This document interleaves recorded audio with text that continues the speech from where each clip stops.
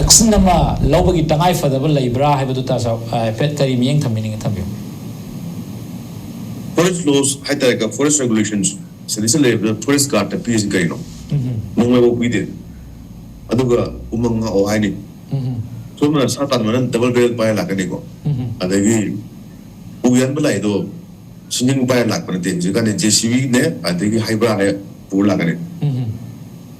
JCB gumba hybrid gumba kerosene su live mi rama mi masada na leiba ngamra ne aduna live factory tourism sida oigi mapus ni kana kana no khang khang basue natra adagi uga bata utti ka bata wo su live ban to ne ba aso won to ne umang aso won to ne tu da ma'am hana gi ni forest cover down solution adugi forest cover de try lege kana kana no upu usi kana kana no ube tame kaya ugu na kyano ya do ugu na kyano mako isi kana kari mai thoma ge hai bu kari gumba pale ba lenga tu gi forest officials sina khang na tek to ngam ge mako ju bureaucracy ni na no mai pai na ba forest guard hai tare ko adana single se kumang kalau se setiap pergi JCB kita pada ni, mu orang kan ada na hangen kasi, doktor nak kuasa ada na. Adu tak kiri forest guard ni tahu sebeno. Mai macam tu tuan tuan ni, dia pun hari tangai mana tu min tu lagi mana. Betul. Siapa ni je live ni pasti JCB mengalah ni paham ni tahu ni paham ni. Hai kalau se supervision nama. Hai je kau ni. Reality mah aja betul. Reality tu orang ni orang reality mana.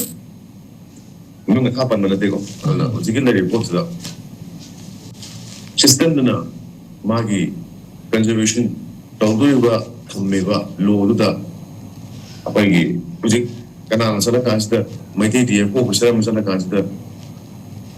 Kalau pilih terkait susuan tu terkait tu ada masalah kan dah. Bosan tahu ya tu bro. Umang forest kana kan dori gede uki forest na uki ala mai te gede forest ka legi je makhada ko gi khang re forest androm side kumba sun ne pa sing ju ka be de ala forest ka ko je ko gi sing gi sino sun na la ko phem le ra ji le phem se de ala ko forest officer re no operations officer kan le ba de dia po na aswai da sen mining to re nung tu kini kontrol me lengan tu kini kontrol me tu ku yang tu kira me sini amse kerana ini kan memberi ya jadi nama ibu ni kan hanya yang kerja aswai da apa ni tinggi sino kerana ini kamu na yang tu lo hai kan tadi kau itu antara ini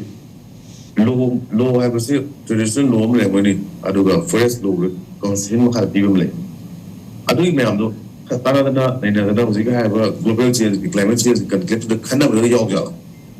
cuma yang mana tapi just mau saya kalau kaya kaya kan saya pada memang problem sih mana aku memang sebelum tu kami selalu na resolusi 6 lawan saya mesti sini begini kaya terlalu main jauh jauh kalau boleh mana kena itu mungkin kena tu terus mau jauh betul tolong saya di atom itu betul lagi bureaucracy sih masih sih weakness lah limitation lah sikap change tu sih load tu event tu ya memang tu sih ada load sebagai macam ni itu biar macam ni sekarang lengah akan terus kan itu assembly paham tu je assembly tu begitu ada na load tu siapa mengambil sih tu memang biar macam ni sih load tu bukan load itu beralih angam masih orang kau ngambil ada lah macam ni wah lagi sini kan